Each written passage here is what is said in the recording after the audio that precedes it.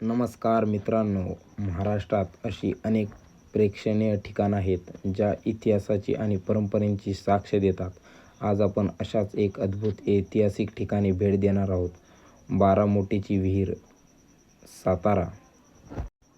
ही विहीर साधी सोपी नसून एक भव्य ऐतिहासिक जलव्यवस्था आहे. सांगितलं जातं की ही विहीर 17व्या-18व्या शतकात बांधली गेली. विशेष म्हणजे हिचे बांधकाम तब्बल 12 मोठे चाक म्हणजे मोठे वापरली जात होती, म्हणून हिला बारामोटेची विहीर हे नाव पडले. ही विहीर केवळ पाणी पुरवठ्यासाठी नव्हे तर जलव्यवस्थापन उत्कृष्ट उदाहरण आहे. त्या काळात शेतकऱ्यांसाठी आणि गावातील लोकांसाठी पाण्याचा उत्तम स्रोत होता.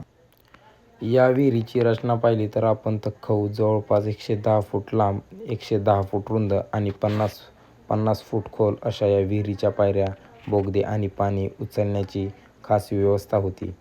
हिची भव्यता आणि मजबूत दगडी बांधकाम आजही हिच्या स्थापत्यकलेची साक्ष देत.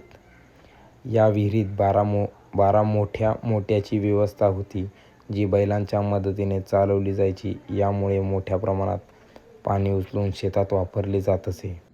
या विहिरीतून पाणी उपसण्यासाठी 12 मोठे चाकासारखे मोटे वापरण्यात येत असत. यामुळे विहिरीतून पाणी उपसण्याची व्यवस्था सातत्याने कार्यरत राहायची. आजही त्याचे अवशेष आपल्याला येथे पाहायला मिळतात.